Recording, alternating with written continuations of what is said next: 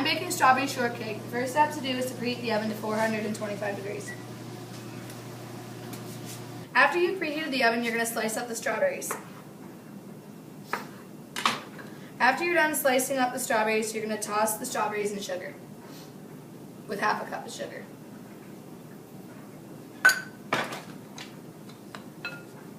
The reason you toss the strawberries with sugar is to add texture and flavor. After you're done slicing the strawberries, grease a 8-inch round pan. The reason we're going to grease it is because if you didn't, the cake would stick. After that, you're going to lightly flour the cake pan. In a large bowl, sift together ingredients. The first ingredient is flour. The reason we use flour is so it adds texture and it's the bulk of the product. If you used whole wheat instead, it would stretch the gluten.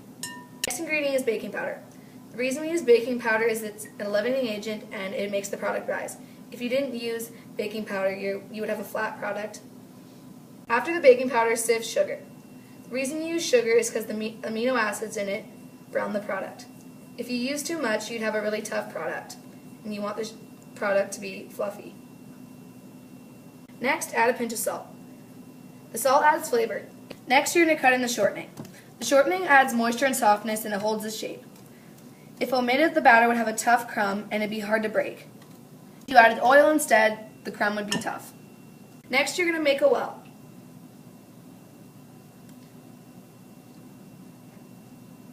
After you're done making the well, add in beaten egg and milk. The reason we add the egg is it's a tenderizer and holds the shape together. If you didn't add the egg, the cake wouldn't have moisture. The reason we add milk is it flavors, moistens, and forms gluten. You would have a tough product without this liquid. After the ingredients are all mixed, spread batter into a round cake pan. Bake for 15 to 20 minutes, or until golden brown. Spread whipping cream on half the cake, then add half the strawberries.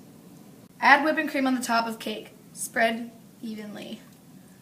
After spreading the whipping cream evenly on the top of the cake, add the rest of the strawberries. There's your final product.